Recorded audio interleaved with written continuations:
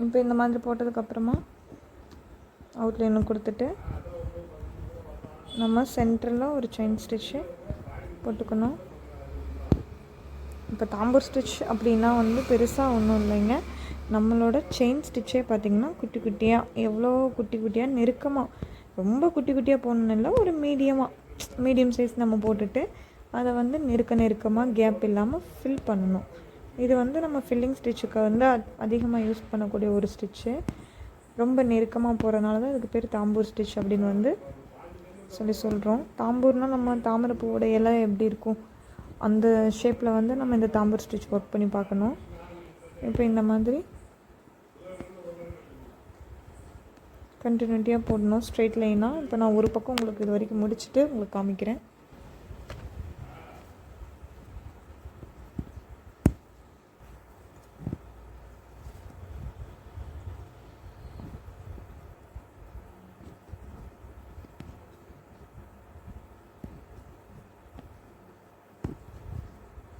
இப்போ எனக்கு இந்த இடத்தோட முடியுது. ஸோ நான் இந்த செயின்குள்ளேயே குத்தி ஒரு 2 நாட் நான் போட்டுக்கிறேன்.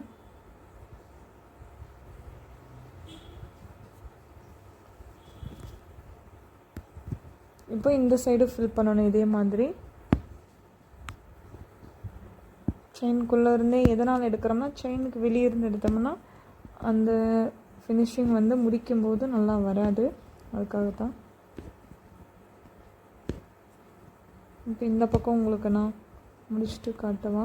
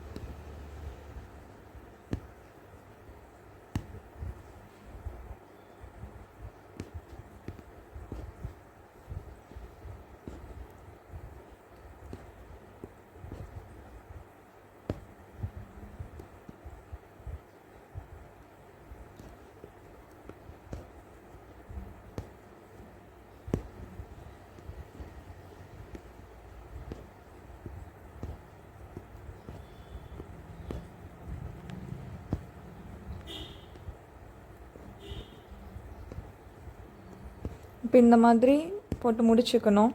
இந்த இடத்துல வரும்போது, அதாவது ஆல்ரெடி நம்ம போட்டிருக்கோம்ல, இந்த செயின் கிட்ட வரும்போது இங்கே குத்திட்டு தான் வெளியே லாக் போடணும். அப்படி இல்லைன்னா இந்த மாதிரி கேப் கொஞ்சம் லைட்டாக தெரியும். ஸோ முடிஞ்ச அளவுக்கு அந்த கேப்பு தெரியாத மாதிரி ஒர்க் பண்ணுங்கள். இப்போ இதுக்கு இதோட நான் முடிச்சுக்கிறேன். முடிச்சுட்டு அவுட்லைன் நான் சுகர் பீடில் கொடுக்குறேன். பீட் போடுறது பார்த்திங்கன்னா நான் இந்த மாதிரி நம்ம நார்மல் துணி தைக்கிறோம்ல அந்த த்ரெட் எடுத்துருக்கேன். இப்போ அந்த எப்பயும் போல் ஒரு லூப் எடுத்துகிட்டு நான் பீட் 2 போட்டு நோட் பண்ணிக்கிறேன். ஆக்சுவலி என்னுடைய பீட் நீடில் இது இல்லை. ஸோ அயன் நீடில் தான் நான் இப்போதைக்கு டெம்ப்ரரியாக ஒர்க் பண்ணி காட்டுறேன்.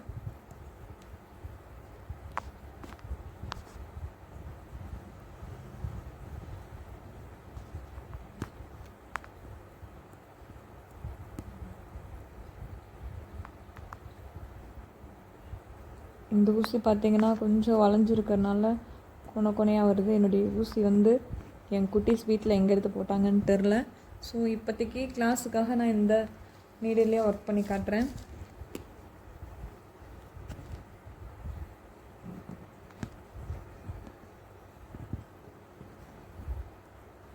இப்போ இங்கே வரும்போது நம்ம நார்மல் செயின் ஸ்டிச்சில் எப்படி கார்னர் திருப்புறோம், இங்கோட ஆப்போசிட் சைடில் குட்டியாக ஒரு செயின் போட்டு தான் இப்படி திருப்புவோம்.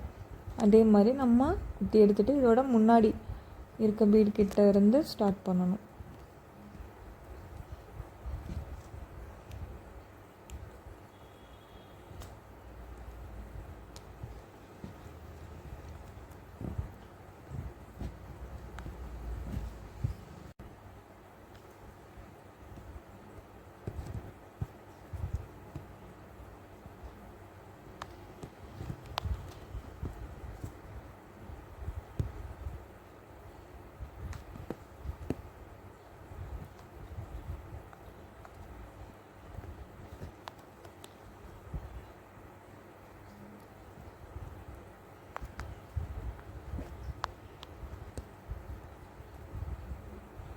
இப்போ இங்கே முடிக்கும்போது வெளியே குத்துனாலும் குத்திக்கலாம், உள்ளார குத்துனா கொஞ்சம் நீட்டாக இருக்கும்.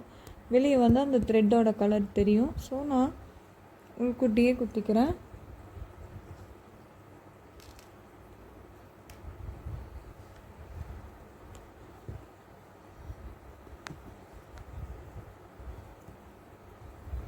வந்து நான் வந்து உள்குட்டியே எண்ணாட் போட்டு எடுத்துக்கிறேன். அவ்வளோதான். இதுதான் வந்து தாம்பூர் ஸ்டிச்சு. இப்போ வந்து உங்களுக்கு ஷேப் ஒர்க் கொடுக்குறேன். ஷேப் ஒர்க் வந்து எப்படின்னு பார்த்தீங்கன்னா லோட்டஸ் தான். நான் குட்டியாக அரிஞ்சு காட்டுறேன்.